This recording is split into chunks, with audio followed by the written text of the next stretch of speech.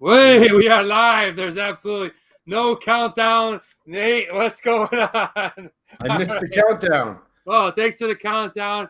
He's a bit crabby during the Battle of the Buffalo episode. Welcome, ladies and gentlemen, people around the world. What's going on, Nate? How are you, Travel Man Dan? Doing friggin' awesome, man. Doing awesome. Nate on WEC, the Battle of Buffalo. That's exactly what we're doing today. That's exactly what's going on in this show. I'm your host, along with my co-host, Nate on WEC. Let me tell you a little bit about what we do here. If this is your first time hopping on, thanks for joining us. We usually have a countdown, so if you just mysteriously popped up, that's okay. We're here. It's ain't no thing, right? Ain't no thing but a chicken wing, Nate. That's right. But when we get into the show, what we do here is we will go ahead and review beers. And we got two amazing beers, two beers that I've been dying to try, two beers that are from my hometown. And I am here in my hometown. I'm actually in my parents' basement right now. Those of you who have watched the show before recognize this scenery. Those of you can't wait for more beers tonight. Yes, Brett, definitely. Absolutely looking forward to it. But we go ahead and review beers. Along that, we have a fun little segment. Today, we have no guest. It's going to be all about Buffalo. We got two great breweries from Buffalo, New York, and we got a great show where we're going to do What Would You Rather, all on Buffalo, and just basically talk anything Buffalo or anything else that comes up. We got Brett already in the house. I was out drinking with him last night, and I'm going out with him tonight. Nate, what's going on? Why don't you tell everyone thank you very much, or if you're a returning guest, what we do here? You guys know what we do. We review two beers every single week. This week, we get to do it out of Danny's backyard, Buffalo, New York. Super excited about that. We do crack them, smell them, taste them. Once we get through that portion, we get to the scorecard.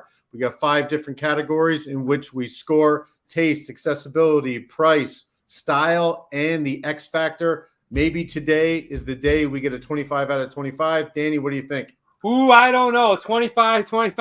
There it is. I was just telling him, twin. I was just telling him about how you guys were asking, you and Rich DiChristina were asking for Nate to come to Buffalo for the holidays. I'm not sure he can make it, but I would absolutely love for him to be on that bus doing the Edward 40 hands. Lots to see, lots to do. Yo, have trolling.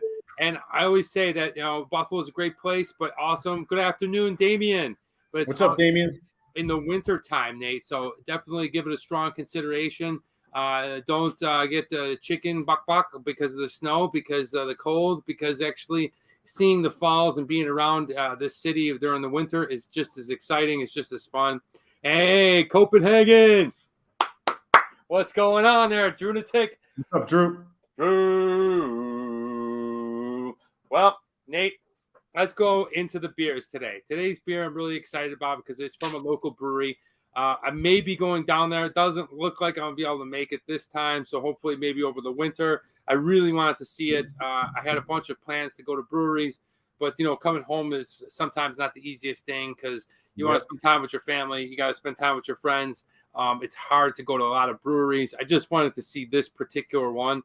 This one's been around for a while. I believe it's actually recently bought by a bigger market, and we'll get into that a little bit later. But today's first beer, Nate, is gotta get it from the fridge first. Is an ode to the greatest franchise in all of sports, ladies and gentlemen, the Buffalo Bills.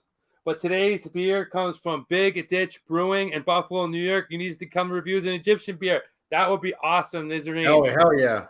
Yes. I want to do that. We would love that. I would love to get over to Abu Dhabi or Egypt and review some beers. But today we're doing from Western New York. Ladies and gentlemen, from Big Ditch Brewing, Make Me Wanna Stout. Hey. Boom. Look at that, baby. Josh Allen there on the, I guess, or maybe not Josh Allen, but somebody similar to Josh Allen. Could be Josh Allen. That's a very husky. What up, Damien? It's a very husky guy is like 6'5", 240, 250. Josh Allen.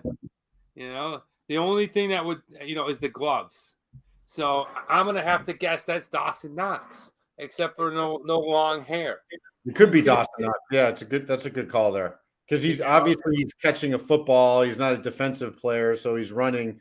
Doesn't look like a running back. Yeah, I can see Dawson Knox. Definitely can see Dawson Knox. But Nate, we'll get into that when we score the can. This is going to be a coffee and cream stout. How strong is this one? This is, I think it's 5.2%. Yes, 5.2%. 5.2% or 5.2%. It says drink this beer fresh. It's not the freshest beer, right? It's okay. We're kind of stretching that. We're kind of stretching the limits on this, but that's okay. We'll get into the can a little bit later, but this is what we're drinking, Nate. Brewed with Public Espresso and Coffee. Do you know about that franchise?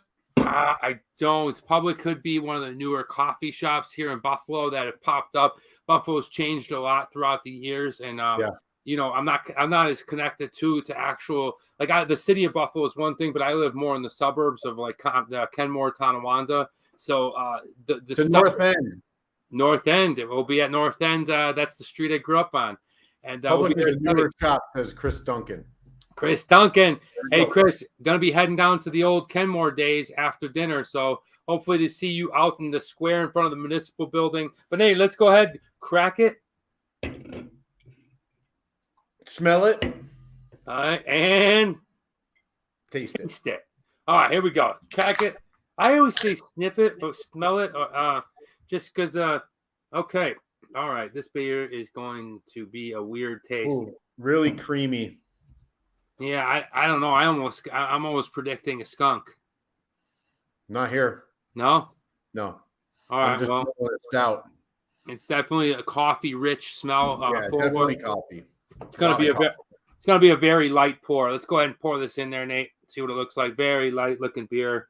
Yeah, no, that thing is like black oil going in there. It is quite thick, and if you're familiar with stouts, that's exactly what they look like. Not very carbonated. It's got a little head going on, a little bubbly, right, Nate? Yeah, I got some. I mean, I'm putting it into a Teku glass, so it's a little bit different. This is probably going to be similar to, except for the cream and the coffee elements, it's going to be on the palate, probably like a Guinness is my guess. Yeah. Chris is saying he's predicting a higher score for the Rusty Chain over the stout. That will be the second. I like it. Yeah, okay, we got some predictions. Nate, my head topper already fizzled down, so it looks like flat pop. I've had both, says Duncan. What's up, Dave? Yes. Dave. How you doing, buddy? Dave TV. Well, Nate, here we go. Let's give it a try. Cheers, my friend. Boom. Bing.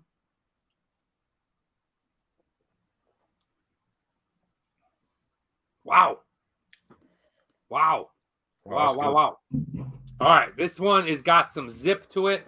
I'm not sure if it's like a sour or there's something going on. I'm not sure if that is the longevity that's been sitting in that can.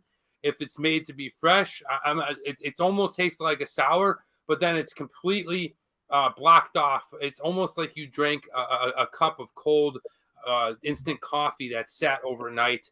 And I love that. If you don't like black cold coffee, I actually really like that. It's like a nitro coffee. It's a very, very powerful tasting of a coffee. Nate, what do you say?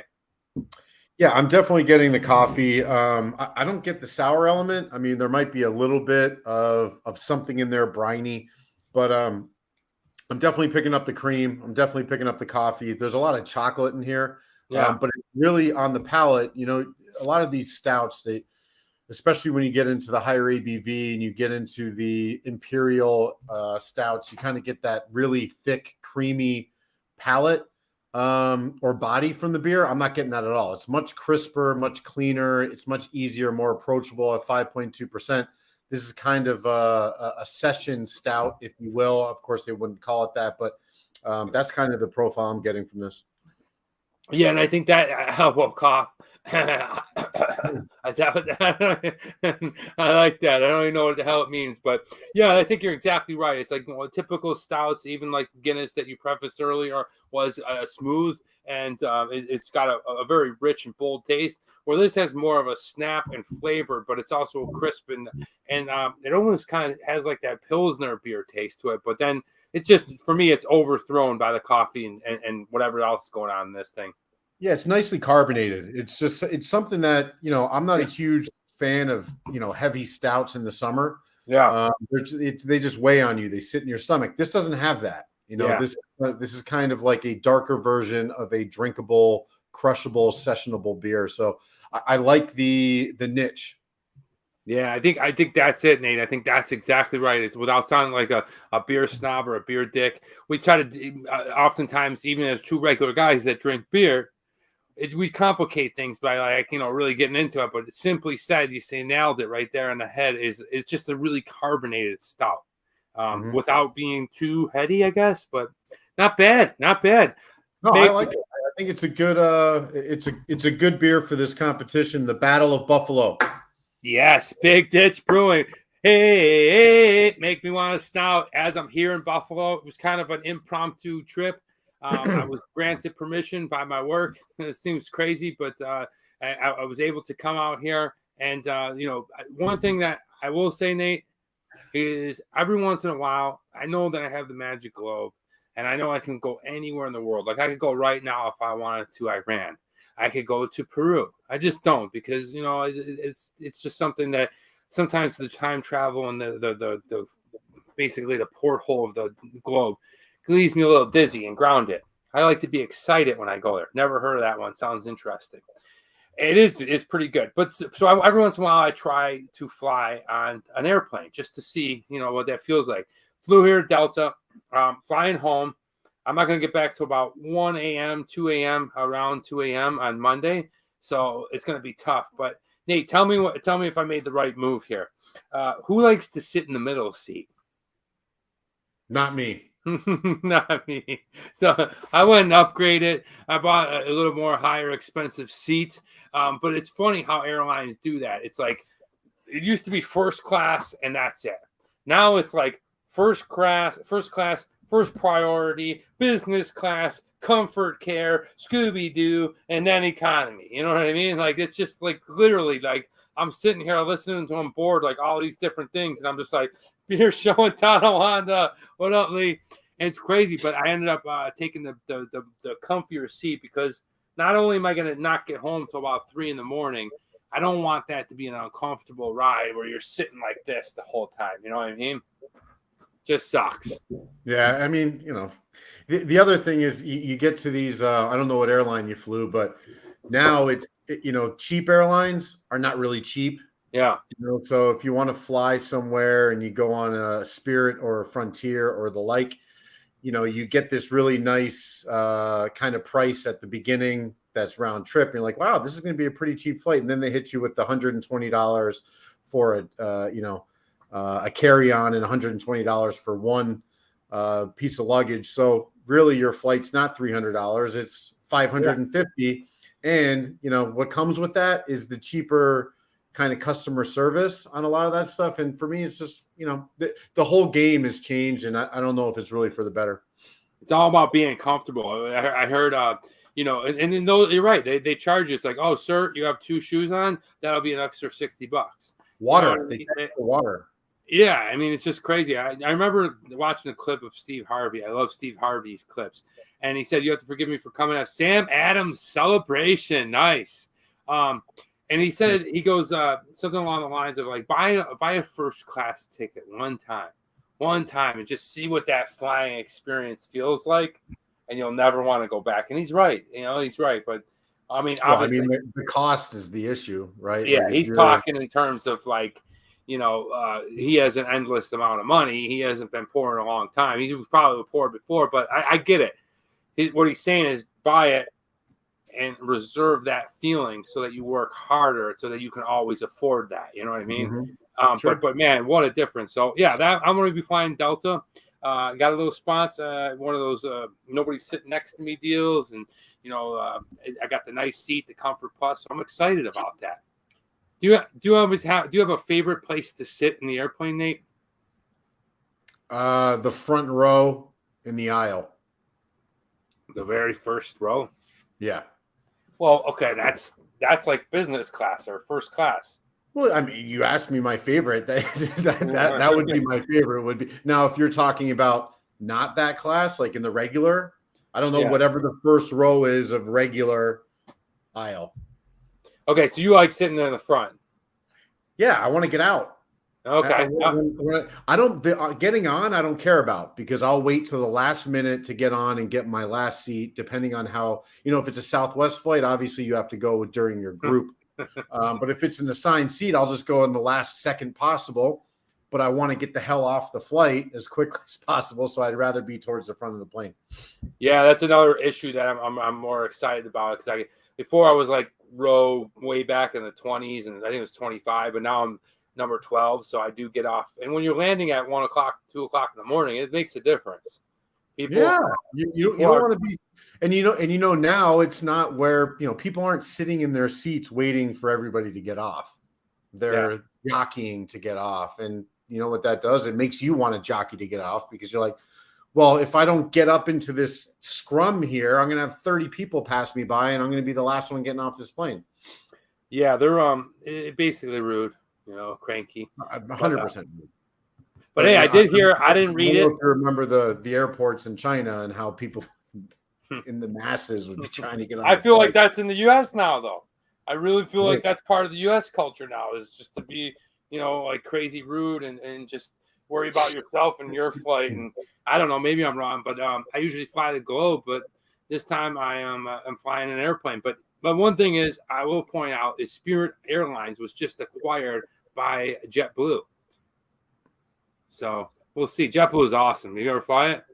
Yeah, back when I lived in New York, because I think JFK was their main hub.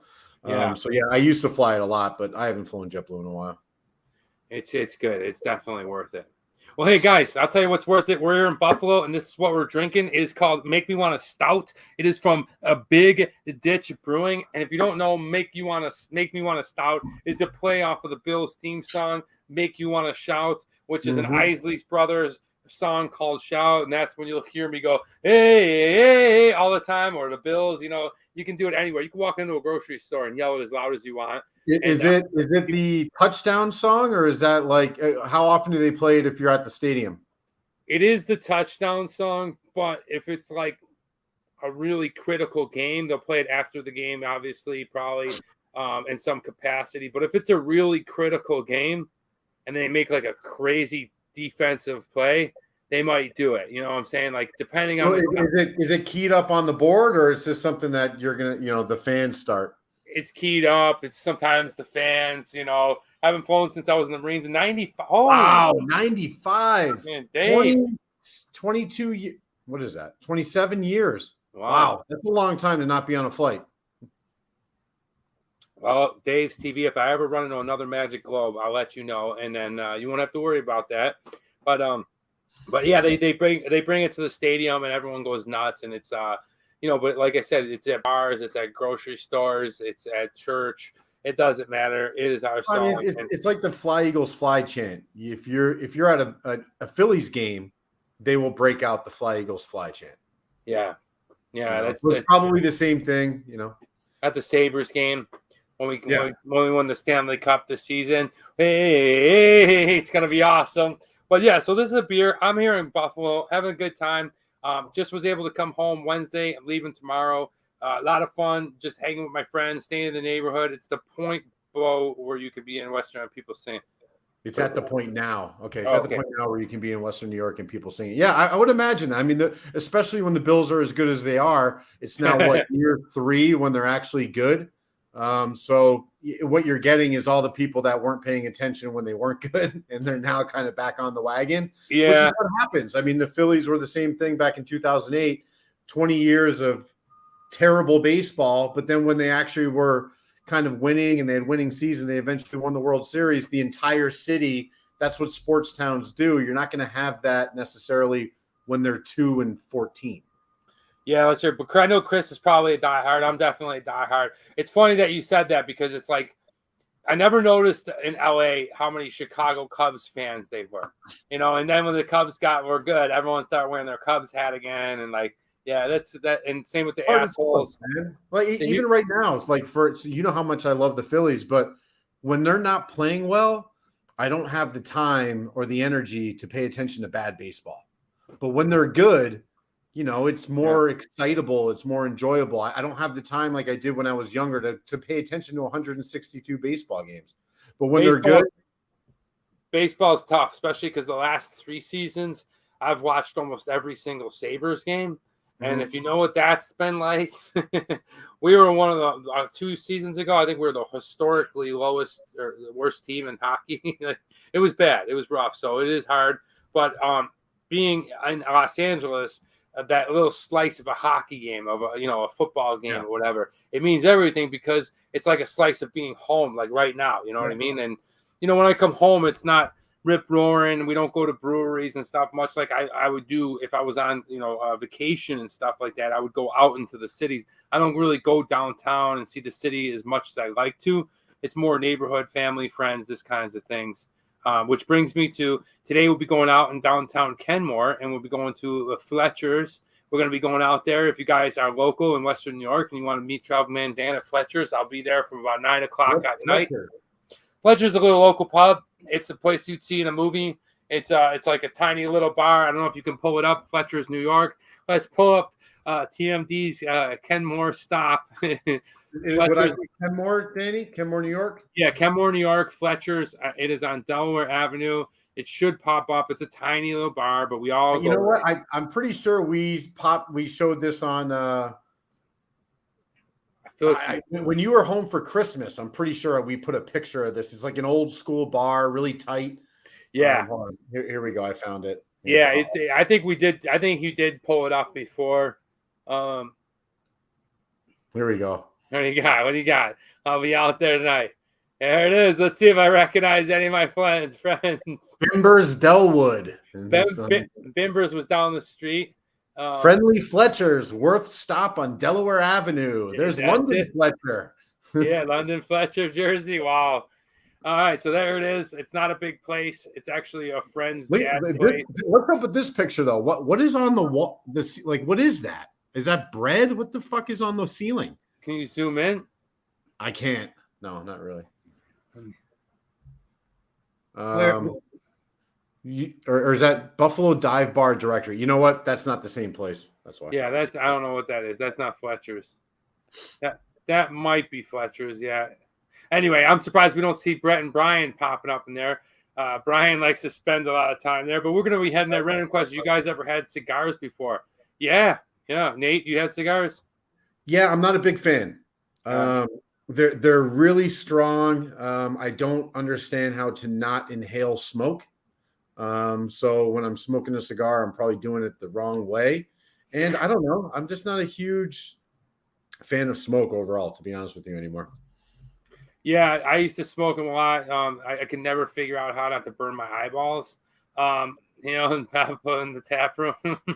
yeah, it would be. That's where Dad would be. Right now, he's probably upstairs hanging out. Just ate a beef from Weck. It was delicious. Damien, I'd smoke a cigar with you, man, if you wanted. You with me or Damien? Both of you. Yeah, I would smoke a cigar. If you guys came with some nice cigars, I would smoke it. I don't know if I would necessarily love it, but I'd smoke it. Yeah, and I would smoke one with your old man for sure. I never really liked cigars. What I like is cherry vanilla tobacco in a pipe. I like that. I like hitting the old cherry tobacco because it's a little easier to control. When I have a cigar, I'm like burning my one eyeball off. Yeah, and it's like you really stink like cigar. I like the smell of cigars. So do I. I like the smell of cigars when it's in the air. I don't like the smell of cigars when it's on my hands. Yes, yeah, or in my clothes. Or when somebody just goes, ugh. And you just smell like beer, mint gum, and somebody's cigar and farts. All right, yeah. So it's good being back home.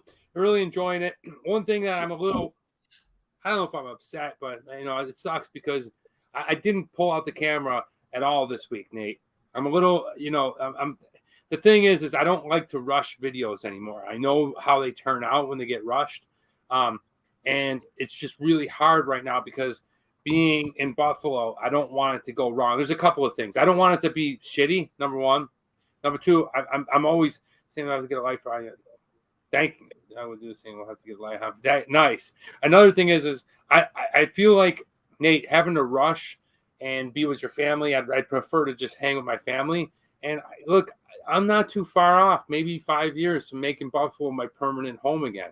And I feel like I can always, it sucks because I hate to say that, the time is now and I'm here. But like I said, those other things do play into factor. And the main thing for me is coming home, taking a relax. Like all I do is work on YouTube and work. And like when I come home, it's like, man, I've done it before at home. And all of a sudden it goes like this. And you're like, I didn't spend any time with my family. So the thing about this one is I'm going to pass up this time so you won't be seeing stuff. But this winter, Nate, what do you think of this? We've been kicking around the idea of an advent calendar, and I really want to do the 12 days of pizza in Buffalo. I want to film it, 12 days of 12 different pizzerias, and then start it off the brand new year. Because the 12 days of Christmas, right? They lead up to Christmas. Mm-hmm. Or do they lead after? I think we talked about this. It's up to, isn't it? We talked about this before because you think about it. On the first day of Christmas, my true love gave to me. Well, if it's the first day of Christmas, is it the 25th? And where do you go from there? It's not after, it's before. I think it has something maybe to do with like a religious holiday, maybe. I don't know. Yeah, I don't know the answer to that, but we can research it. But I think it's the 12 days leading up to Christmas. Yeah, so I don't know. It's either that or I'm going to do a top 10 pizzas in Buffalo. Yes, 12 days of pizza and 12 days of beer. Yeah, you might get it. But I'm going to actually prepare for that. There's an old thing I wanted to show you guys. We'll get into it a little bit later. But, yeah, Nate, just didn't want to rush any videos. Yeah, I get it. So, you're there to see your family. Yeah, this was a true trip to kind of just come home, see the fam, relax. Because, you go out and you do that stuff. It takes time. And then all of a sudden the time is like that with your family. Yep. So it goes by quick. But here we're doing now. It's from Big Ditch Brewing. It's a local brewery down on Seneca Ave. Nate, do we have a tour of this place? We do. Yeah. I also have a video to share. So let's start with do it up, baby. Big Ditch Brewing. So Big Ditch. All right. So you can check out their credentials right there. They got a pretty decent website. You can check them out at bigditchbrewing.com. If you're on Instagram, if you're on Twitter, I have been tweeting out every week now. I am kind of tweeting out basically little brew tours on Twitter. And we do have a new weekly beer show on Instagram. Next week, we'll kind of highlight that so you guys can follow. We'll start to put it in the credentials below here. But if you want to follow them, here's where you go. They are located in the great city of Buffalo, New York, Western New York, the original home of Travel Man Dan. Yeah. It's in the northeast of the country, and Buffalo, the city, Danny, is all the way west on Lake Erie. Am I right? Lake Erie and parts of Lake Ontario. So it's basically in the middle of it, which is separated by the Niagara River. Which the Niagara River is the river that connects Lake Erie into Lake Ontario, and then the connection is at the Niagara Falls. Ah, there you go. Yeah. So a little geography lesson there from Travel Man Dan on Buffalo, New York. They are on the border of Canada, so quite an interesting area to be for in the United States, in my opinion. Yeah, it is. Oh, Canada, our home. You gave him thumbs down. 2 thumbs down for Canada. Today's beer, Make Me Wanna Stout. All right, so look at that. It's really I feel like I got the exact same thing in my glass. It's a really nice looking beer. I really like the can, the artwork. That's a nice picture they have there. It is a stout. It's at 5.2%. Again, it's going to be more like a Guinness. There's a decent amount of carbonation in there. It's pretty drinkable. It's not super boozy or anything like that. Anybody can drink this. Novices to beer, first-time drinking beer, they can try this and enjoy it. On Untapped, there's a decent amount of check-ins, Danny, at 5,000 with a score of 3.81. So, like, this beer, clearly, I think they're kind of tapping into the Buffalo Bills market, as they should be. It's a very prideful sports town, and this is exactly what you get. So, if I was going to Big Ditch Brewery and I saw this on the board, I would drink it. Nice. Nate, does your beer still have like some foam on it, some head? Nice, dude. Mine's completely flat. I think it's the glass, Danny. Oh, really? I think so. I think it's part of it. But anyway, so as we move on here about the brewery at Big Ditch, so I wanted to read this because I thought it was really interesting, and I want to get Danny's Please his do. memories on this, his him being a Buffalonian, what this means to him. But the Erie Canal opened in 1825. This is about the brewery at Big Ditch and why they named it what they named it. 15 miles on the Erie Canal. Connecting the Great Lakes with the Atlantic Ocean by way of the Hudson River. When the plan for the canal was presented, skeptics never thought it would materialize. They jokingly referred to it as Clinton's Big Ditch, after the New York State governor who championed the project. But when it was filled with water, the Big Ditch changed Buffalo forever and marked the beginning of more than 100 years of prosperity for the city of Buffalo. The Big Ditch remains a part of us today. We still embody the spirit of the men that built the canal with their bare hands.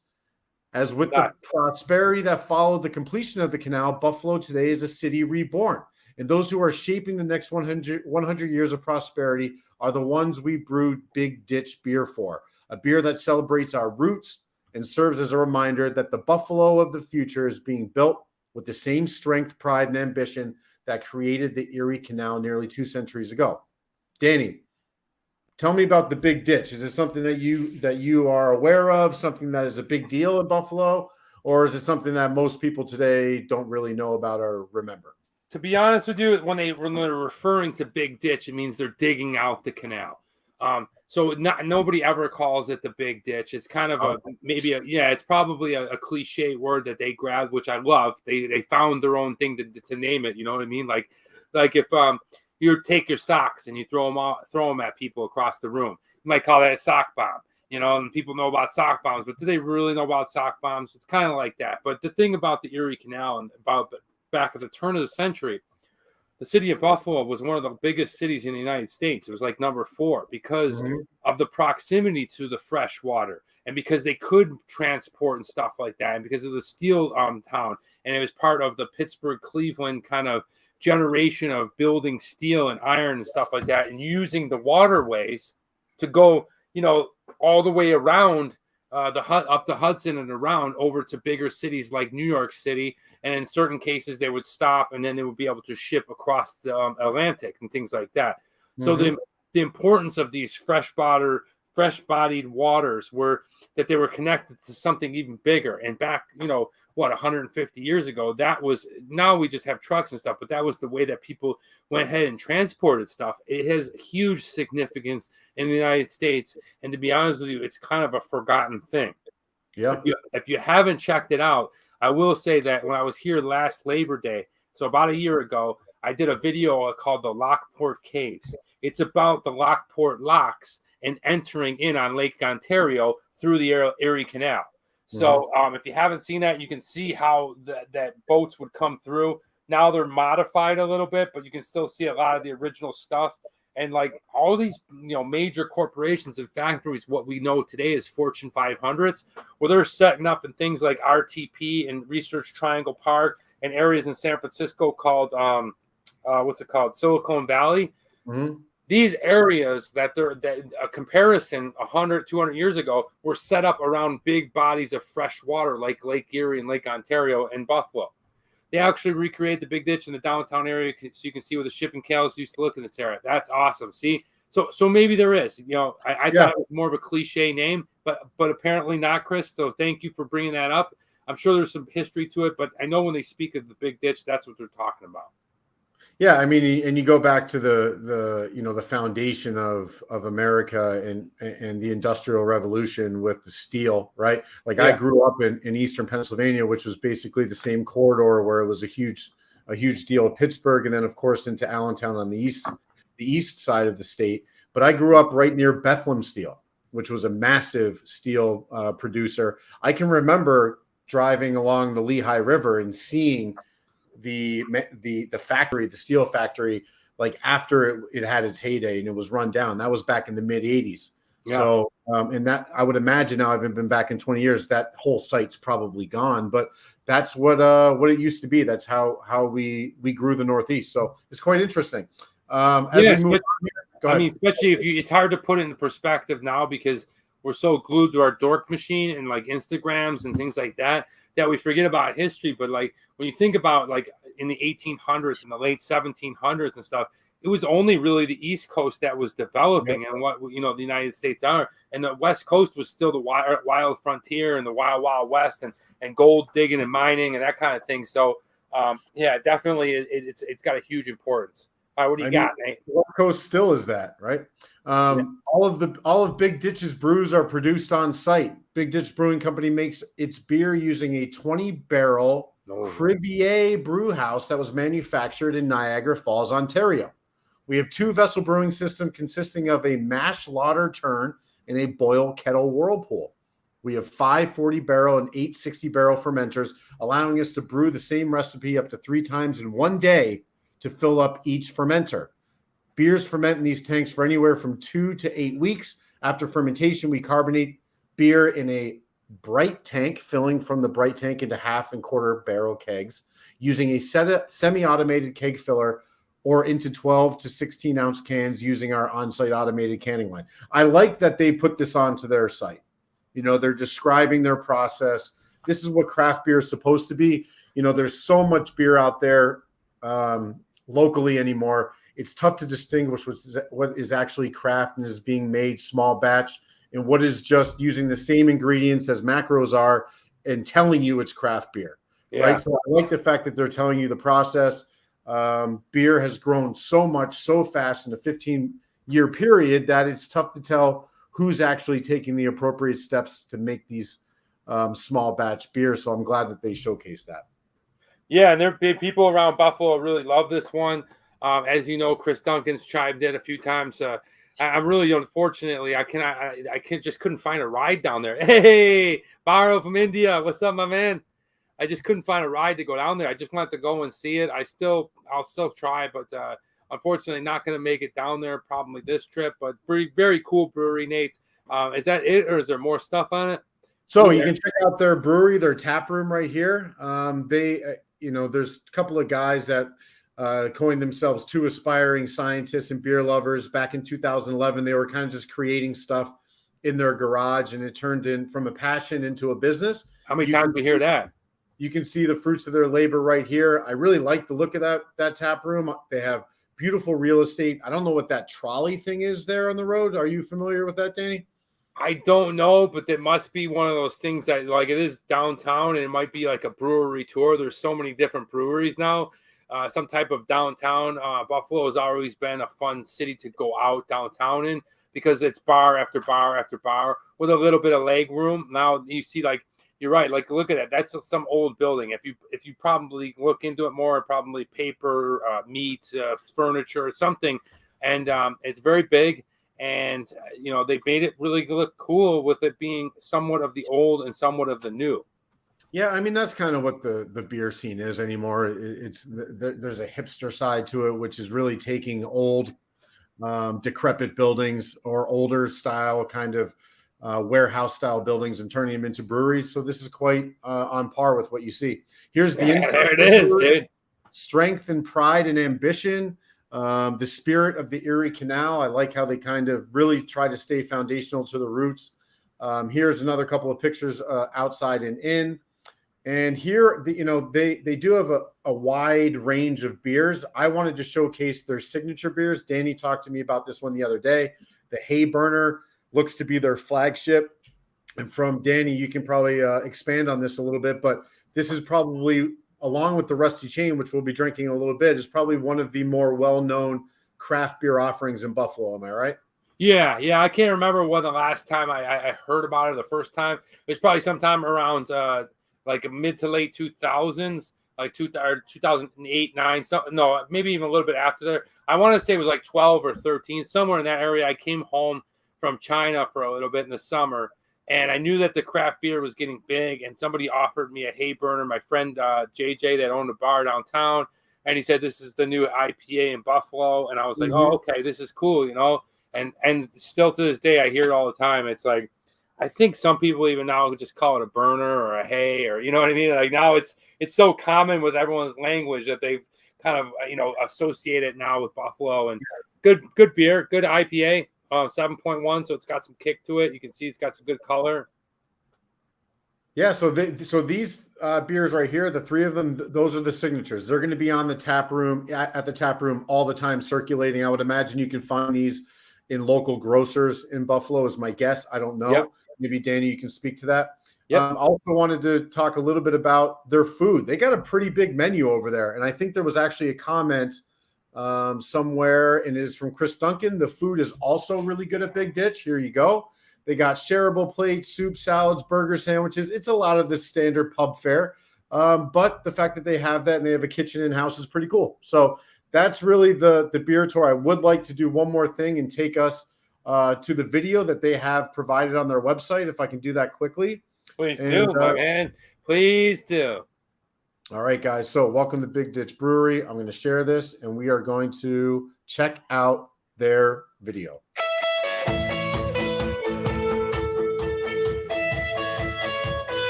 This was meant to be a brewery. We wanted to have a place that people could come experience the beer fresh from the source in the best possible way.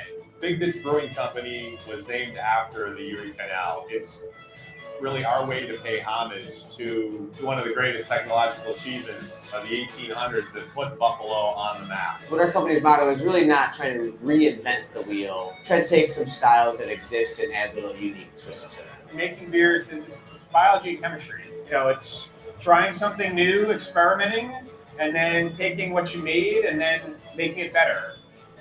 Wow, that's right, IPA. Beer by its color. People are like, oh, it's a dark beer, I don't want to try that. But give them the sample and they're like, oh, I actually like that. So that's really one of the best parts about the show. We come up with the recipes in a bunch of different ways. A lot of times it will come from, let's say, from a specific ingredient. The cinnamon apple amber ale they make for a fall seasonal. They source local apples. We use some local hops in there as well. You're left with this beer that's reminiscent of perhaps maybe like an apple pie. Being able to come up with a nice, fairly robust menu that would pair well with the different beer styles that we're producing was important. We thought that would deliver the full experience to our guests. Cooking with beer is just so cool. It brings out different flavors in the beer and the food. But just a perfect sort of marriage of all things beer related. Our annual beers that we currently produce is Lowbridge. It's a hoppy golden ale. Excavator's a rye brown ale.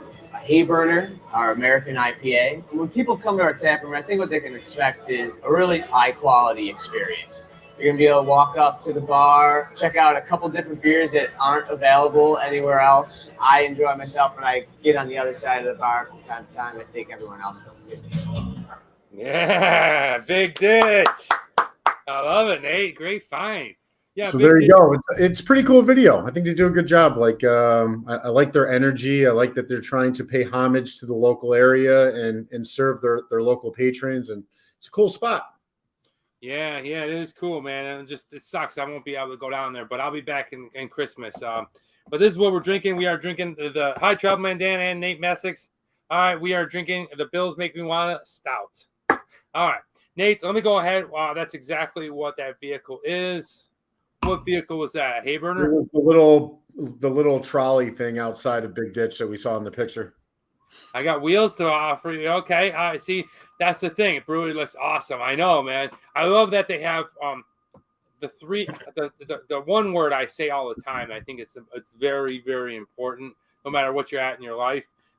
Nate or anybody else that knows me, is strength and pride are definitely something that I take very dear to my heart, but also ambition, man. Ambition is the one thing that no matter what you're doing in the world, ambition is who you are as a person, right? You should have it as the most attractive thing to people, that you're trying to get better, you're trying to do something, or you're not just happy with where you're at. Not that that's a bad thing or a good thing, but you're trying other things. I think it's really important. I love that. I love Big Ditch, Nate. Let's go ahead. I'm going to talk you through the good news. Unfortunately, I don't got any news because I've been just traveling or whatever. So the good news today is actually really great news. And that comes to us from last week's guest, Mr. Dave's TV. All right, check him out. If you haven't checked him out on his YouTube, he's another beer tuber. There he is right there, taking a look at the brewery. He's from Florida. He's an awesome guy. He was on last week's show. There he's drinking in 8 days a week from STBC Beer, which is right here locally, but pretty cool place, pretty cool beer. But Dave sent us some beer. So that is today's good news. Thank you so much, Dave. Nate, do you have that beer that Dave sent us? I do. So I was lucky enough. I met Dave on Twitter, and he's just such a nice guy. And we were able to send him some of the 5-pepper porter that we tried last week. And Danny, you have one. We still need to cross the finish line on that. But he did send us these 2 beers here. We're not going to get into them too much, but thank you so much, Dave. Super excited to try these, and we will probably be drinking these over the next 3 weeks or so. So we're also coordinating with his friend that's also does a beer review channel, and hopefully we'll be able to get with him over the next couple of weeks as well. So thank you for the beer. We appreciate it. We can't wait to drink it and review it. Thank you so much, Dave's TV. Dave, thank you for sending us the beer. That's today's good news. Anytime you get beer sent to you, Nate, right? That's some freaking great news, right? That's some great news. Awesome. All right, let's go ahead and whack this down and give it a score. Nate, cheers, my friend. Cheers. Big Ditch Brewing. This is not Big Dick Brewing. Big Ditch Brewing. Boom. That was good.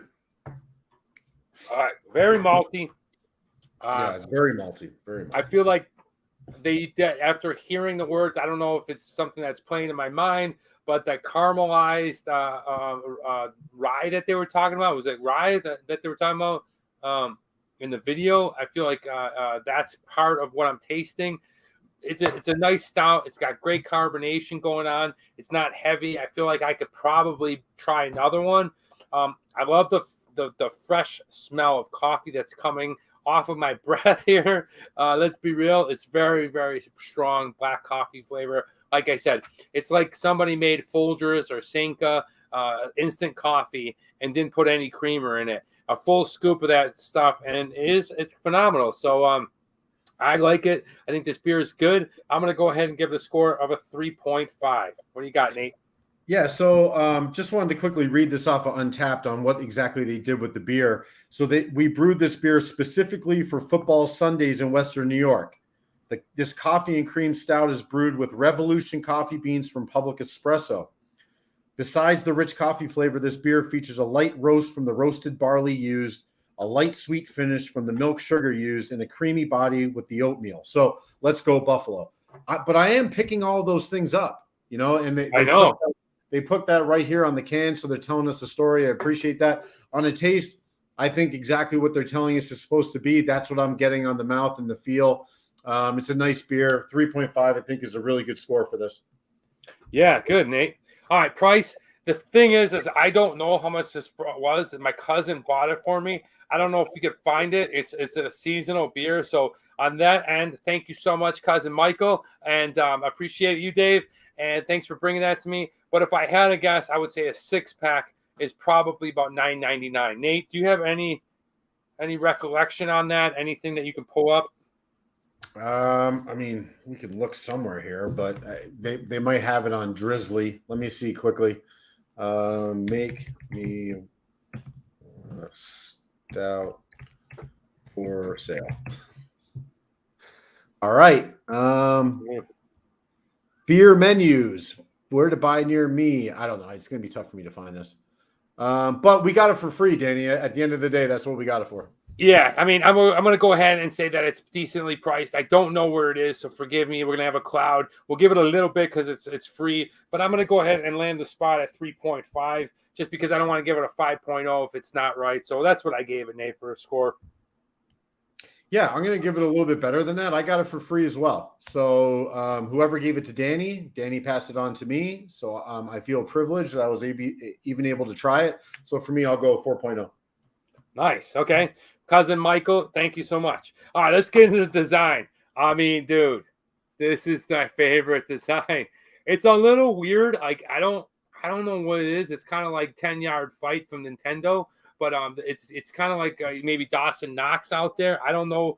Something ain't jiving with the football player, but it's still pretty cool. I know what they're doing. I'm from Buffalo. I like how they have the Buffalo Municipal Building, I believe it is, downtown City Hall. Okay, that's a very famous building. Kind of looks like the Ghostbusters. Big Ditch. I like what they did with making it brown because it's a stout. I think that's cool. The coffee. I can't say I hate this thing. I like their logo. I like their logo that it's talks about the Erie Canal. I'm gonna go ahead and score a 4.5. Yeah, so I like the can. I think it's cool. Oh yeah, I wish it was a 16-ounce can. I'm not gonna lie. yeah. Maybe that's what it is. That has nothing to do with the design, so I'm not gonna knock them for that. But I do like that they tell you the story. That's a big deal for me. I like that they have like their little slogans kind of put all over the can. You know, strength, pride, ambition, the spirit of the Erie Canal. They make sure that they give you front and center exactly what the name of the beer is and a description of what that beer is. I like that they're utilizing the local sports team. Yes, I get that the figure is a little bit clunky, but I think they have to do that for copyright issues or trademark issues. So there's probably something going on there. But overall, it's a nice can. It's a nice design, 3.5. Yeah, and let's not forget, it's called Make Me Wanna Stout. It's a play on the Bills anthem. So how could you not like that? I think that's awesome. Accessibility, unfortunately, you're only going to be able to find this probably in Buffalo, New York, and only during football season. So it's not a very widely accessible thing. I'm going to have to strike them for that one, unfortunately. I'm going to have to give them a 0.5 because it's pretty tough to get. Yeah, I'm gonna just give them a little bit more than that. I'm gonna give them a 1.0. But yeah, you need to be local, or I would imagine it probably extends outside. Maybe they get to Rochester. I don't know. But for this particular beer, the fact that it's a seasonal as well. Maybe if you are in some of those towns surrounding Buffalo, you can get your hands on their flagship. But this one probably is a little bit more difficult. So 1.0. Nice. All right, let's go to the TMD X Factor. Look, I'm in Buffalo. It's got Bills Make Me Want to Stout all over it. Nate's here. We're drinking. I'm having fun. I got to go 5.0. Not even a question there. Like what I see, like what I taste out of Big Ditch. I've had their hay burner. I've had this one. I would really like to try their golden one that the guy was talking about. That's kind of why I wanted to go to the brewery. I wanted to try their golden ale. That's the one I really wanted to get. But this one, delicious. 5.0 for me, Nate. Yeah, I'm going to go 4.0. I like it. This is not my favorite style of beer. When it comes to stouts, I do prefer a heavier, boozier, more full palate kind of, or on the palate type of beer. So this isn't really my niche or style, but I do like it. It's Buffalo. The whole thing is kind of propping up the football team. So I can appreciate that. 4.0. Nice. All right, well, let's take a look at the final score, guys. Final score for me is going to be a 17. A 17, not bad at all. Really good. It's 1 point over a 16. 16 for Nate. That's pretty much our parameter. That's our bar. 16. Nice beer. This is from Big Ditch Brewing. Make Me Want to Stout. Nate, I've been looking at this puppy for a long time in the fridge. I'm glad we were able to share it and join together and review it here on the show. Awesome. Are you ready for the next beer? Let's do it. Are you ready? Breakdown. Breakdown. Breakdown. Dude, I was the captain of the football team. Breakdown. Breakdown. But he's not. You're not even moving. All right. Well, guys, since I'm in Buffalo, I'm in the garage. Look what's still here. You haven't called it out yet, Nate. I'm a little disappointed. I don't know. What is that? What is it? Four Loko. Oh, the four. Jesus. It's been sitting here now almost I couldn't see it. What? I couldn't see it. It almost was kind of like a year and a half. So, yeah, that's been there for a long time. It's just still a little full. It's evaporating. We're not going to review this. I got a fun beer also from Buffalo, one of the famous breweries here, and one of the ones that started off, one of the ones that kicked off all this huge explosion of craft beers. Hold on 1 minute. I'm going to get it from the fridge. Nate, I'll be right back. Awesome. Hope you guys enjoyed the last beer, Big Ditch from Big Ditch Brewing. Make Me Want to Stout. We do have a competition today. Who is going to be the victor of the Battle of Buffalo? I don't know. I like the first one. I do also like this style of beer that we're about to drink. It is a Vienna style lager. And I'm a big fan of traditional style beers. As the craft scene continues to go further out into the abyss and being crazy, with different styles of beers and everybody trying to one up each other, particularly with styles of beer and also with marketing, I appreciate kind of the more traditional style beers more. So when I am going out to a brewery, I am typically looking for, amber ales. Vienna style lager would be something, a Czech lager, some of the pilsners, standard lagers. I want to see what these breweries can do with traditional style beers without overwhelming us or tricking us with marketing and adjuncts. So I'm really excited about this. I like the first one. I'm very curious where this one scores later. All right, so we talked briefly a little bit about the first one, Nate, the first company, and I talked about the Hay Burner. Okay, that was kind of the first time I started hearing about IPAs in Buffalo consistently. Back in the 90s, I remember Sierra Nevada and things like that. But this one is also the one I would always hear along Hay Burner.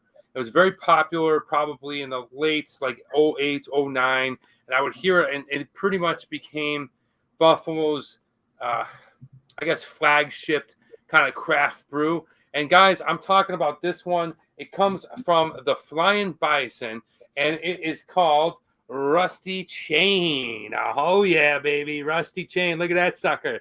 Nate, okay, this beer is very popular here. This is kind of what Buffalo's always been a city where they don't let the franchises in a sense. And this was probably the one that kind of blew that door off. Flying Bison's another brewery I wanted to check out. It's a Vienna style lager. Do you know what that means, Nate? Yeah. So it's going to be a little bit more of an amber color. It's gonna have a little bit more body and character to it than a typical lager would be if you were drinking a Pabst Blue Ribbon or something like that. It's gonna have a little bit more depth, a little bit more body, and it's gonna be a darker color. Yeah, it's exactly right, man. Now, what's the percentage of alcohol in this puppy? What is it? I forget. Sorry, and I did the whole thing. Do I have it? I have it in the brewery tour. Sorry. All right, well, you're just gonna have to wait, guys. So, Nate, let's go ahead and crack it. Let's smell it, and let's go ahead and taste it. I don't have the red bottle. I think it's 6.2. Why do I think it's 6.2? Look at this old school one. Bet you never seen one of these. I used to have, man, those are all over my house when I was a kid. That's right. We got an old school one. I don't have the red one that Nate has. So let's go ahead and crack this sucker open. Take a sniff. Oh, yeah. It's real pungent. 5%, by the way. 5%. 5%. Okay, so creeping up there on the strength scale. It's got a nice smell. It smells like your typical lager, but a little bit fresh. I'm getting a real strong taste from it or smell from it. What do you think? It's going to be darker or lighter? Amber color. Amber, okay. Yeah, you can taste smell the toastiness of the malt in here or the grain, whatever they're doing. It definitely doesn't have that kind of pale, kind of, I don't know how you would say that, kind of run-of-the-mill style lager scent. There is a little bit more to it. Oh, man, I got some sad news here, Nate. Before this comes in from Have Trolling. I'm going to bring this up. I like what Tony says. It tastes like Jenny with a copper penny. But Have Trolling goes ahead and tells us an update on his cat. Some sad news and a little luck. My cat's leg was a jump out of the hip. Ooh, lucky the cut put it back in place without opening him up. What a week. Not sure what happened. I'm guessing that your cat's leg came out of its hip. But I hope that your cat's all right. Road to recovery to Have Trolling's cats. We love all animals here, along with beer. And this is what we're drinking, the Rusty Chain from Flying Bison. Oh, yeah. Nice amber look to it, Nate. It's going to look like your typical lager. Ooh. All right. Yeah, does have a reddish color to it. Take a look, guys. Give you a little bit up and close. Okay, it's quite clear. What did you do with the red one, Danny? The red one. Oh, it's at home. It's at home. And in my house in Los Angeles. 4.6 of beer you can be done. Yeah. So, Nate, cheers. Cheers, man. It looks really light.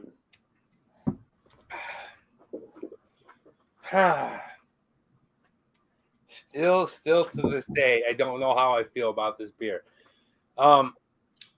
Yeah, it's different. Okay, it's a little bit too strong of a lager for me. It's got that really beery kind of booze kind of flavor to it, which I like. But there's just something about it that turns me off. I don't know what it is. There's a sweetness coming in. What about you, Nate? I don't know. It's okay. It's super easy to drink. You can probably drink 6 of these and not be too offended. So there's a place for it. Or offensive. Right. There's a place for it. I don't know. It's okay. I would like to try it out of the tap fresh and see what it's like then, maybe have 2 or 3 of them. But there's obviously it's been around for a long time. It's hitting a certain market and people are responding to it. So there's a spot for it. I just don't know if it's really my cup of tea. Yeah, the same thing. Like, it's not bad. It's not an awful flavor, but you're right. I don't know if it's my cup of tea. Ice cold glass. Damn, give me on have trolling. We're doing it down here. Wow, crazy have trolling. Good feeling he's better. Hope your cat feels better. Today brings us to the next thing, Nate, and it's the show and tell. And I feel like this beer is really good with buffalo food. I'm no stranger to it. I love buffalo food, and that's today's show and tell. Is what I'll be bringing home from Buffalo. So I got to get from the freezer. Check it out, guys. So excited about this. From the freezer, I'm going to say some kind of weird pizza roll. Good, close. I wanted to do pizza rolls, but we'll be bringing corn dog. We'll be doing 2 things. The best hot dogs in the world. Okay, there they are. Salem's hot dogs. All right, this is the 3-pound one. This is the Smokehouse Original pork and beef. The reason I'm bringing this, I have a Bills party that we do every year. It's kind of an inaugural thing. The Aviator Red Flying Bison is much better. I'll have to try that out, Tony. This Bills party is full of all my old, well, not my old, it's our Bills crew. And we kick it off because the owner passed away right at the second season. I started showing up. And basically, we just keep the camaraderie of all of us guys from Buffalo in LA before the season starts. So I bring these back, and it's always fun because everyone's like, oh, shit, Salem's.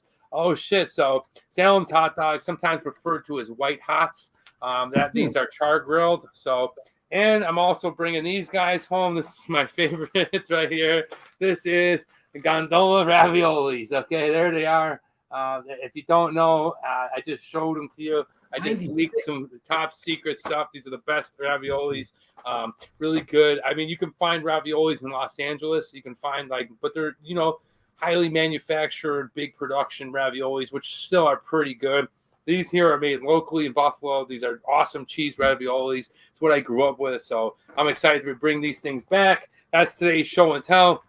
If you're in LA, have a hot dog, have some ravioli. 2 of my favorite foods. I'm so excited. Nate, I wish you could come over and try these. They're delicious. But maybe this winter. Yeah, so I'm a huge hot dog fan. Do they sell those, in the street or anything? Yeah, they sell them, down. If you go downtown at night, you can get one, downtown. There's hot dog vendors. I haven't been out a lot in Buffalo in terms of daily stuff, so I'm not sure exactly where, but I know when I was growing up, you would find them. Baseball games, things like that. There's basically, there's Salem's, which is, I think, a German name, and comes back to the German immigrants. And then a lot of people like Wardinski's. It's a Polish-style hot dog. Basically, it's a Polish company or a person. It's not a style. A Polish hot dog is American hot dog in a lot of ways. But very cool. Very excited to go ahead and just some of those nights. Like, people don't understand what it's like to live away from your entire family most of your entire life. So these little things like this are very sensory to me. They're very eating a hot dog, you feel like you're back home, or eating raviolis, you feel like this stuff really matters. It's the things that people ask me, like, how do you hang on for so long? Well, I find little things. I find little pockets like the Sabres games and bringing home ravioli, and it might get me through 2 weeks of just feeling. It's a very weird thing to explain. I'm not going to get into it too much on the show, but when you're away from not only just your mom and dad, but your brothers, your sisters, your cousins, your aunts, your uncles, everyone all your friends, it's a very different feeling. But I love this show, Peter. Yeah, cheers to you, man. What's up, Peter? Cheers. It's quite light, Nate. If we're just hopping on like Peter, we're drinking this one from Flying Bison. It's called Rusty Chain. Very interesting beer. It's I don't know. It's like red amber beer, bit, no, Nate. Yeah, I mean, it's just, I don't know. It feels incomplete to me somehow, like it's missing something. It's getting better. It's getting better. I don't know. It's if it's the taste. I think that Tony has now subconsciously made me think of a Jenny with a penny in it. So I don't know. We'll see. How about we go on a brewery tour of the Flying Bison, Nate? All righty. So Flying Bison, there you go. There's their logo. Again, there's their credentials website. The website was down for the most of the week, so I was unable to get as much information as I did from Big Ditch. So obviously the stuff we're able to relate to you has to do with us doing research, and their website was down for an entire week. This morning I saw it was finally up. They didn't have a whole lot on there for me to share, so I didn't add anything to this, but you can check them out on Instagram as well. They are not available on Twitter. Considering who they are in the market in Buffalo, from what you've been telling me, Danny, I'm a little bit surprised at the lack of information on the brewery itself. Buffalo, New York. Again, we saw this before. This is where they're located, Buffalo. And this is one of the premier craft beers in that area, in that city, in that region. They've been doing it for a long time. Vienna style lager, the Rusty Chain, 5% it clocks in at. They've got a lot of ratings. You can see 17.3 thousand. So they've been doing it for a decent amount of time. That's a lot of check-ins, right? You know, for a regional brewer like this, it's a good amount of check-ins. The score, 3.49, not bad. Interesting thing about this score is, and I think on the next slide you'll see, when I go somewhere like Rate Beer, which has a different kind of scoring system. So Untapped really has to do with the people that are drinking it. What is the score that they're providing? And that's where you get that cumulative 3.49 out of all the check-ins, right? But if you go to Rate Beer, that score, you see the blue bubble and then the 22 next to it. Yeah, that is the score for this style of beer and then the beer overall. That is out of 100. Wow. That is a pretty low score. Now, if you were to look at this versus a PBR, or I don't even know what other style like macro Vienna style lagers there are. I can't think of any. So, but anything that's kind of in that range, that's where the scores typically are. So I found it to be interesting. The number one best-selling local craft beer in Buffalo, medium-bodied Vienna-style amber beer with soft, nutty malt flavors and just enough German hops for balance. Chain goes great with pizza, chicken, grilled vegetables, pretty much everything now that we think about. 5.2%. Yeah, I feel like it's good around food. Yeah, because it's easily drinkable. You're not going to be full, right? Like even on the palate, the color will fool you into thinking it's stronger than what it is. Yeah. It's very, very light.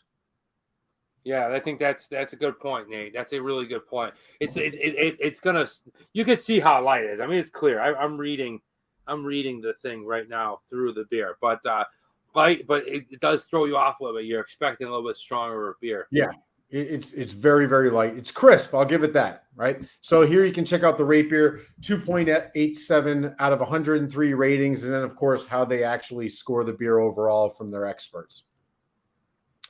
Here is their brewery. Danny, have you ever been there? I haven't. I wanted to try to get there too, but I just couldn't get there. Yeah, I hope to maybe get down there this winter. Like I said, it's one of those things where I plan on coming back to Buffalo long term. It's a city that I love. It's a place I like being. So getting down there might be a little bit easier. It's just I just don't have the time, and I don't have a vehicle, and you don't want to be driving down there yourself drunk. Right. All right, so that's their brewery. I would love to go check that out. I do like the kind of barn style that they have. It seems very I don't know, agrarian to me somehow. But some of their beers, they got the Buffalo Lager. Danny, I put this one up here specifically for you, the Bison Fest, because you're such a big fan of Oktoberfest style beers. I would imagine you'd love that one. You should check that out when you have the opportunity. Here's a couple of more. Blizzard Bock, a dark lager with a buffalo in the middle of the snow. It's funny that I see that picture because earlier in the week, there was a picture posted on Twitter about a buffalo that was in freezing temperatures, and I'll have to send it to you. But that was a pretty badass photo. It pretty much looked like that, but it was a head-on shot of like a buffalo, like, kind of frosted, and they're just crazy, awesome animals. I'd love to try that here. But here's another one, Juice Caboose IPA. This is likely a hazy style. So I don't know. I like the brewery. I wish there was more information for me to kind of relay to you guys, but it was limited from that perspective. But at the end of the day, good beer. I'm happy to try it, and I'm glad it's a Buffalo offering. Yeah, definitely. I mean, I like it, and stand behind it. It's a Buffalo product. I'm never gonna it doesn't taste like shit. Just not, like I said, it's not something that I'm just absolutely like, oh my gosh, is amazing. Isn't there a bit of Yingling kind of going on here with this? Yeah, that's the metallic taste I taste. It's the metallic. Lagers to me always have a metallic flavor to them. It's not because of what Tony said. It's not because of Rusty Chain, the name. It just tastes metallic to me. Hey, guys, I see we have a lot of people popping in and out, and I really appreciate that. Be sure to go ahead and hit that like button if you haven't already. That goes ahead and tells the algorithm that you guys are actually watching the content, enjoying the content, and it really helps us grow on the channel. One thing that we mentioned last week that we will be doing is we will be heading to our own weekly beer show channel. This winter, we're going to both DMD. Let's do it, Chris. I'm definitely down. We'll be definitely just moving this more towards its own channel. We feel like we want to grow it from the scratch, not on the Travel Man Dan channel. I'm going to be focusing a lot on Reading Man Dan and back out there in food videos. So we felt like keeping this show by its own because it's beer. And, now that we've grown a lot, we're going to be going to our own channel sometime in early November. So stay tuned to that. Nate, are you ready for a little What Would You Rather? Absolutely. Let's do it. All right.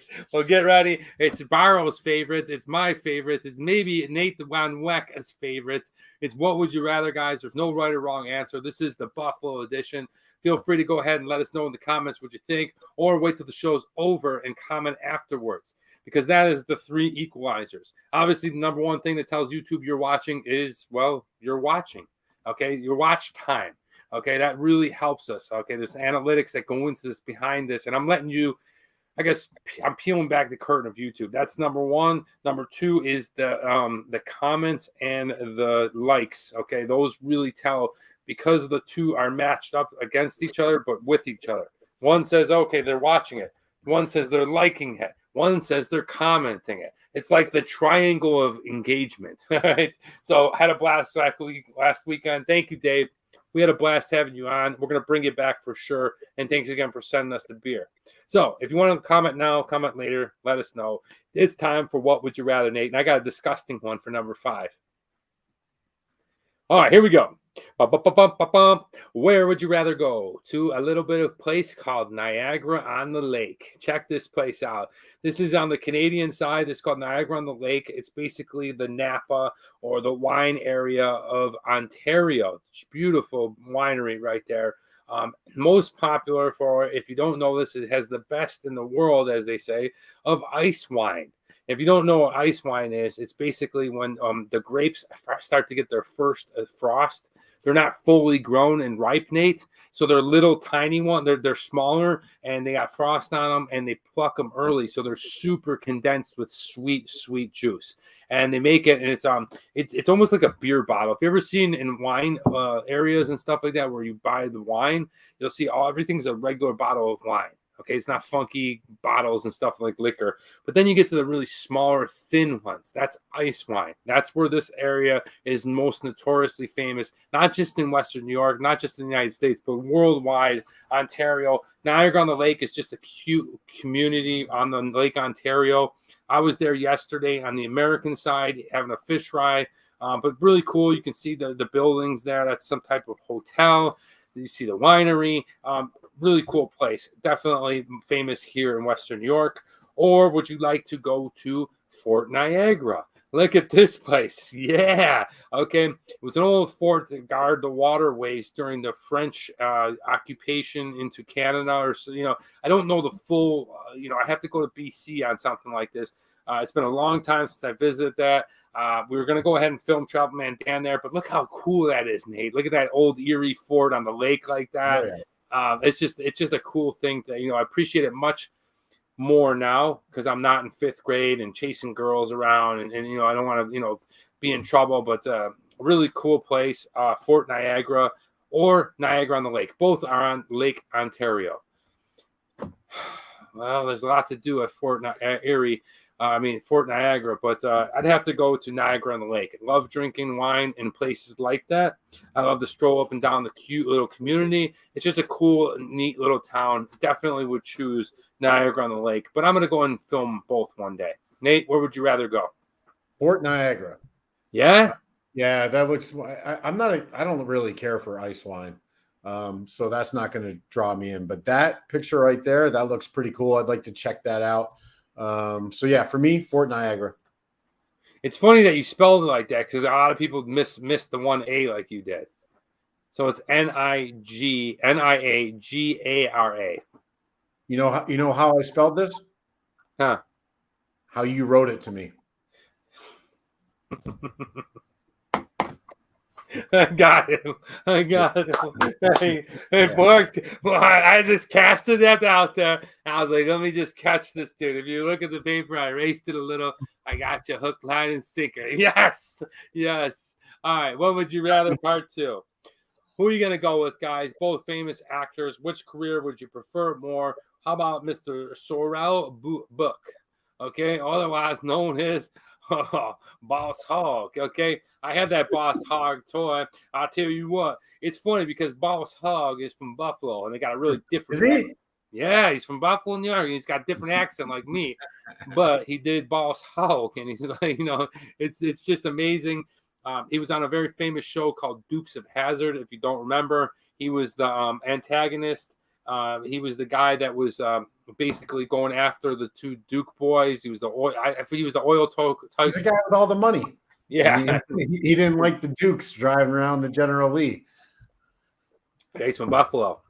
Pretty cool. Definitely enjoyed his career. He's in a lot of other movies too. But would you rather have his career or a guy named Don Messick?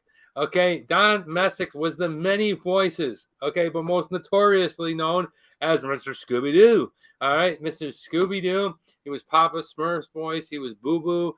He was Porky Pig. He was all these other ones. Porky Pig. That's Porky Pig, right? Or maybe it's the child of Porky Pig. But dude, Scooby-Doo alone. I mean, he was the original Scooby-Doo from Buffalo. The original Scooby-Doo or Boss Hog. This one's tough because Boss Hogg's a great character. But if I ever get a chance to do one thing in entertainment and one thing only, and that would be to voice an amazing cartoon character. He's done so many. He's had an illustrious career. I'm going to go with the career of Don Messick. This is a tough one. I don't know. Being behind the scenes or being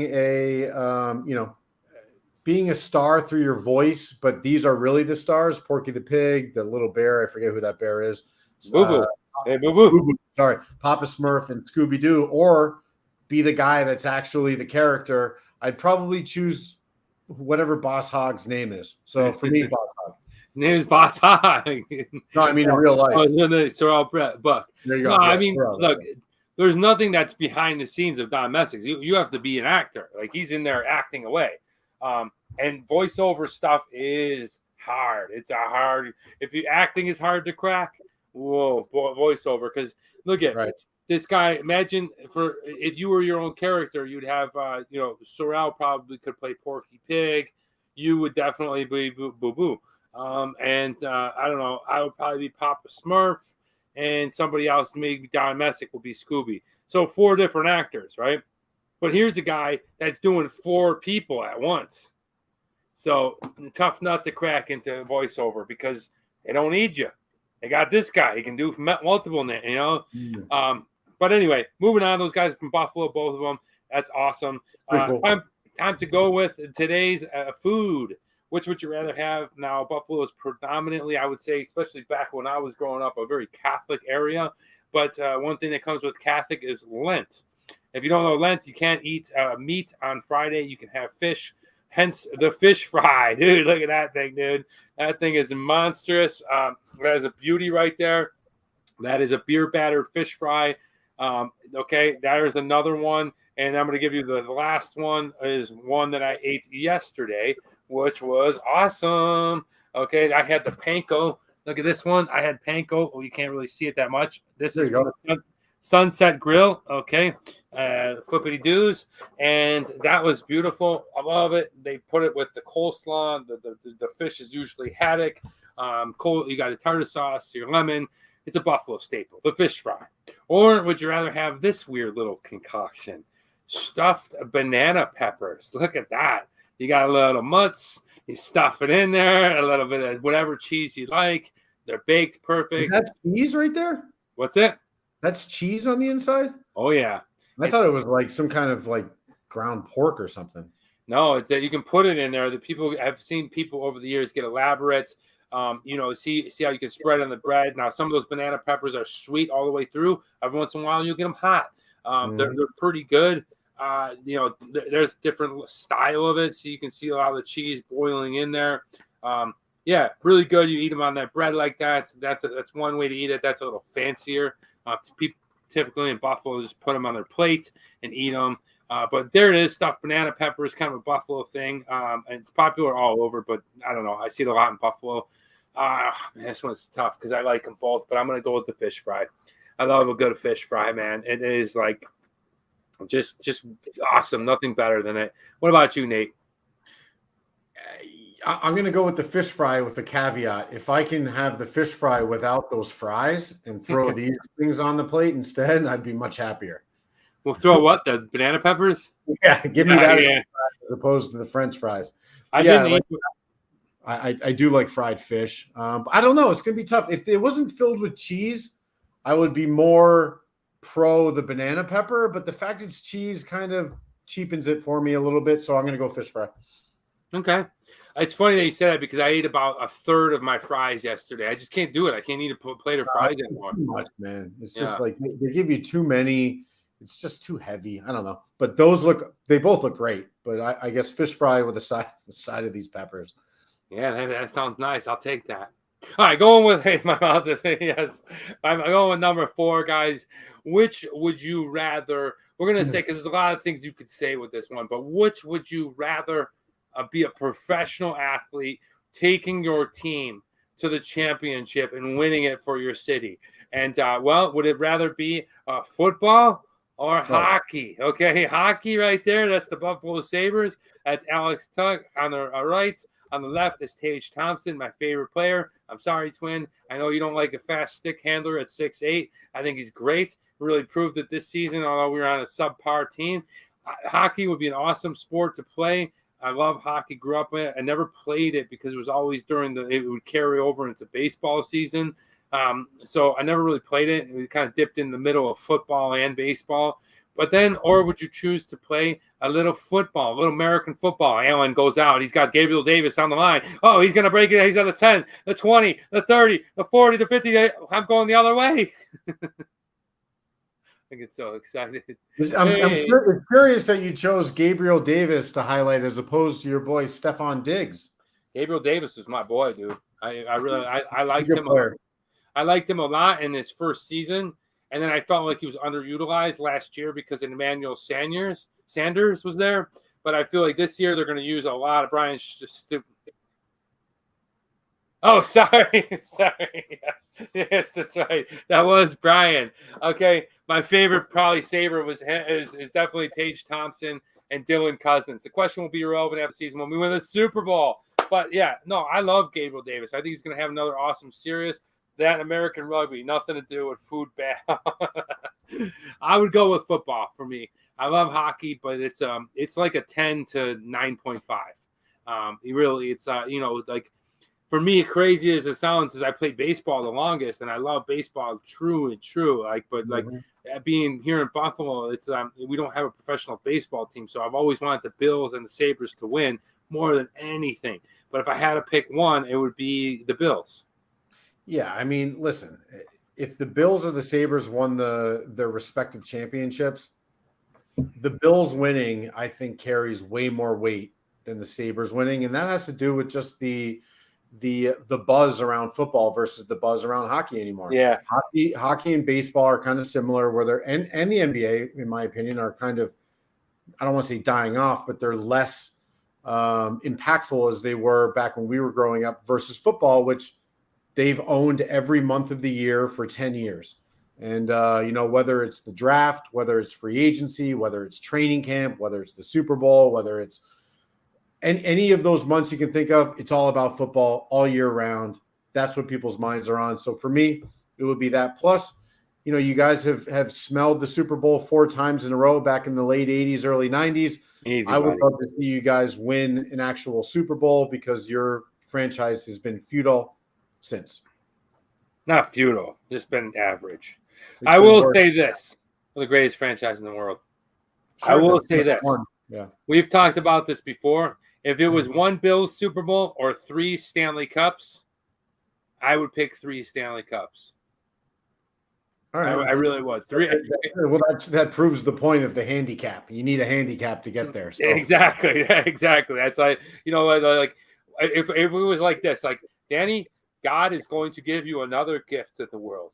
It'll be when you move back to Buffalo, you could have the first year an amazing Bills season where you win the Super Bowl and win it all, or for the first 3 years you're back home, the Sabres win every year. I would pick the Sabres. What do you got? I'd still pick the Bills. I think going through an NFL championship with the Eagles in 2017, it was better than no, it wasn't better than the Phillies winning. Yeah, see, the thing is about hockey that a lot of people don't, especially you're not an avid hockey fan. We are, and especially I know Brett Little's watching. Like, we're really into Sabres, like I said, but like when you're watching playoff hockey and you go through 4 rounds of like best of 7, it's a lot of exciting games. It's a lot of like downtown packed like arenas and like bars. Plus, it's during the fall. Summertime is kicking off during the Stanley Cup. Like, it's really fun during hockey season. So for me, I would definitely choose 3 winning Stanley Cups over 1 Bills. But if it was just head to head, it would be Bills. It would be all the way. What do you guys think? I'd love to hear what some of my friends think. Let's see. The question will be irrelevant. Have to win the Super Bowl. Both. Yeah, we definitely do. I'd take the Cups. Yes, twin. See, me too, man. If you move back in 5 years, that might be when the Sabres have the best chance again. I don't know. I don't think they're going to win it this year, but we're probably going to make the playoffs. I'm calling it right now. That's the 3 monster parties compared to 1. Exactly. That's the way I'm looking at it. People still absolutely love hockey here in Buffalo. So I'm glad to see Brett and I are on the same wavelength there. But going on to number 5, it's time to get a little disgusting, Nate. Are you ready? Let's do it. All right, do it. All right, which would you rather? Would you rather eat a bowl of warts? Okay, just somebody's hand warts. Okay, they chisel them off and it's a ball, and they're on there and they're like little nubs, little bubby nubs, and then you got to go ahead and crunch them. They're soft and they're ooey or whatever. Or I'm going to give you a special straw, and this special straw can go right through skin, particularly animal skin. And you're going to go through a dog when they get that fatty deposit growing on them, on their side or on their neck, and you're going to stick that straw into that fatty deposit. And then you're going to go ahead and drink it. Okay, you're going to drink that fatty deposit. Hard for me to say, even being for Tampa Bay is pretty damn good. And the throw up yuck comes out. So is it the drinking the fatty deposit off of a dog's body or eating a bowl of warts? Oh, man, that's really tough. I don't know, man. I don't know, because the warts would then be inside you and they could regrow, and then put the pus, the warm fluid. Oh, gosh. All right, I'm going to have to go with drinking the warm pus out of a dog's, fatty deposit. What about you, my friend? Yeah, I think the same thing.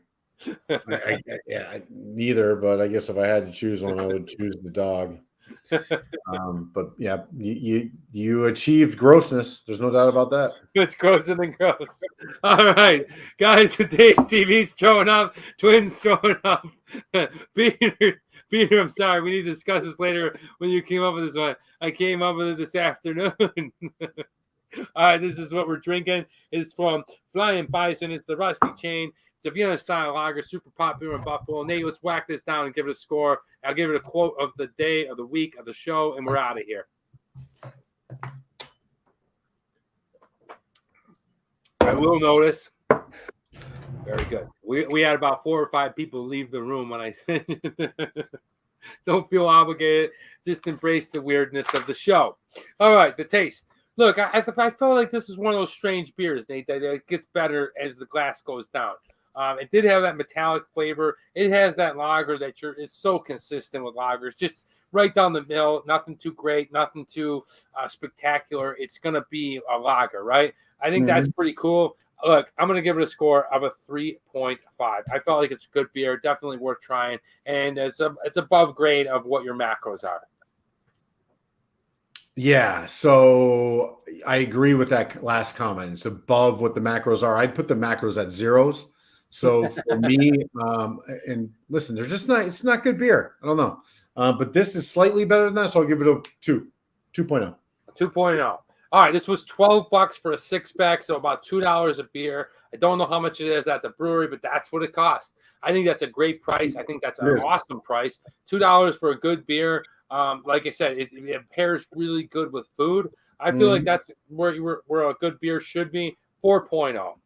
Yeah, I'm going to go 3.0. If that's the price, it's a fair price. It's still a substandard beer, in my opinion, but I could drink it. You know, I could definitely drink it. I could drink 3 or 4 of them. And if I can get 3 or 4 of them for $6 or $8, 3.0. Okay. All right, let's talk about the design. I don't know, man. It's okay. It's nothing great. I'm with you, Nate. All right, it's nothing great. The thing is, I really love this, the logo of the buffalo, the bison. Okay, yeah, it symbolizes buffalo. I'm going to tattoo it right here very soon in my life. So I really love that. But this bottle, I don't know. It just doesn't scream anything to me. I think it's cool that they have the rusty chain from a bicycle chain.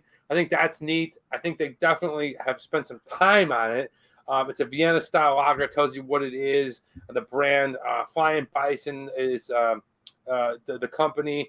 Rusty Chain is the name of it. So I think that's cool. I don't love it, but the fact that they also are in a brown bottle is still kind of cool. Nothing really grabs me on this one. Nate, I'm going to give it a sub right down the middle, 2.5. Yeah, so I think if they were to invert the white with the yellow, this would be so much more impactful. So if they had, you see these beams, these light beams coming out, if they went white there instead of yellow, turned Rusty Chain into yellow, they did white, maybe something to kind of, it's just too monochromatic to me. It drowns out. If they were able to do the white, it would be kind of like that Japanese style kind of red, white, flag type of deal. So I don't know. For me, I think that it's just a little too, I don't know, it gets drowned out. It's a little boring. But I like that they tell you a story right here. They tell you the story. It says Rusty Chain is an easy drinking, crisp and flavorful amber lager. The chain is smooth enough to enjoy as a session beer, but make no mistake, it's a beer with character, just like its hometown Buffalo. So I don't know. I like that they put that on there. I did struggle to find the ABV. So I don't know. That's kind of a ding. For me, 2.0. Not great, but not terrible. Yeah. I wonder if referring to what would you rather. Yes, I understand, Dave. We get that often, but that's why we do it. It's fun. It's gross. I feel like it's maybe some type of play with Vienna. It's some kind of color off of that. I don't know if I'm right. I don't know if I'm wrong, but it could be. You know how they're close. They're close. There's a couple of tweaks that you make that would make it better. I don't know what they are, but you know how the Oktoberfest is that blue and white and it symbolizes Oktoberfest? Maybe the Vienna is the yellow and orange. I don't know. Yeah. Accessibility, you're not going to be able to find this beer too much. I feel like it's starting to creep into southern areas. Here's the thing Nate alluded to before the show was it was bought out by Saranac. So it's a pretty high distribution now. you're going to see it a lot more. I feel like you will get it all parts of Western New York, and it will creep in towards the city, but also down in through Pennsylvania, maybe possibly Ohio, and definitely now in the South. As weird as that sounds, the Carolinas have a ton of buffalo transplants. So I feel like they were the ones that moved Wegmans down there. So, I feel like the accessibility is above a bit higher than your bar grade. So I'm going to give them a 3.0. Yeah, I'm going to go 2.0. You know what? Maybe I'll change it to 2.5 just because I didn't realize it reached down to the southern part of the country. I've heard about it being down there. Yeah. Okay. So for me, 2.5, you're not going to be able to get it on the West Coast unless we have this, the relationship that we do, and you coming from Buffalo. So 2.5, I'll creep it up a little bit. All right. Well, it's TMD. I'm in Buffalo. It's Flying Bison. It's probably about 5 miles from my house. Rusty Chain. Okay, it's Rusty Chain. I'm definitely giving it. That was an Alice in Chains, if you didn't know, reference. But if this was about bicycling, it's a 5.0. TMD X Factor. Got to go 5.0 for the Flying Bison. Rusty Chain. I wanted so much more from this. I'm slightly disappointed. I am. I've had this in my fridge for a while. I've been looking at it for probably 9 months whenever you gave it to me. And I don't know, like the fact that it's kind of the first craft beer that really made, some headway in the Buffalo market. I just wanted to like it more than I did, but it's just kind of underwhelming. The design, the style of beer, the fact that I couldn't do a whole lot of research on them was a little bit frustrating. I thought that they would have more bandwidth when it came to information about the brewery. The website's a little bit underwhelming. 3.0. I'm not going to ding it too much, but 3.0 for me. Okay. Well, guys, that's in. The score is in, and the Battle of Buffalo has now been decided right here in front of you. What the hell? You conked them. But for me, it's a little bit different. 18, and the winner is the Rusty Chain. Rusty Chain is an 18, and Make Me Wanna Stout was a 17. Nate, let's talk about that score, baby. 12.5. Yeah, and I gave him an extra half a point because I felt bad. Hey, man, at least you're honest as hell. Yeah, I'll tell you what, though. If I was there, I could drink. If I was at their tap room, I would drink a couple of them. I would try to get to become acquainted with the beer. But one out of the bottle, maybe it's been sitting there too long. I don't know. It just wasn't great. I mean, it's just a suggestion. I don't know how you feel about it. I would say come in on the 28th. It's a Thursday. You can whip in on December 28th. We go to Sabres game, and then we go to the Falls, and then we could do the Edward 40 hands, and you can go to Flying Bison and try one out yourself. I'm pushing for Nate to come here for Christmas with Cindy and Anderson. Guys, the quote of the day. Let's get into that, okay? I'm sorry. What are you reading? What are you watching? What are you listening to? I already rolled the die. It was imaginary. I just pretended. I'm just going to give you what I'm listening to. I'm listening to a band that kind of reminds me of Nate. It's something that he would probably say, hey, have you tried this band? And they're called Bleachers. I don't know. They sing one song that I really like. It's like this. It's not synth pop. It's like emo pop. It seems like something he would listen to. And it just popped up on my thing. And I started listening to it. I actually like them. Bleachers is what I'm listening to. Nate, have you ever heard of this band? Yes. Okay, it sounds like something that you would listen to.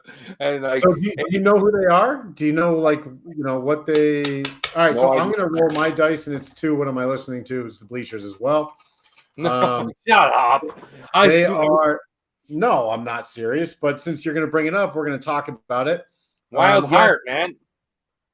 So the Bleachers really is the I believe, somebody can correct me if they know better than me, but Jack something Arnoff, something like that. He's the drummer for Fun. And Danny knows how much I like Fun. And then he broke off and he created the Bleachers.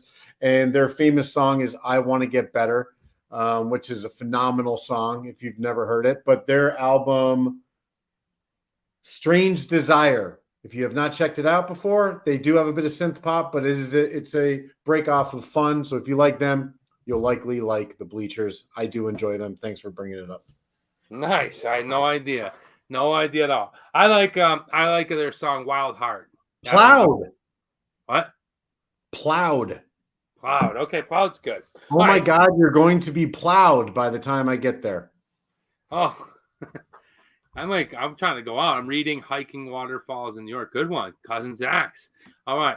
Well, it's time for the quote of the day. We had a fun show, but it's time for the quote of the show.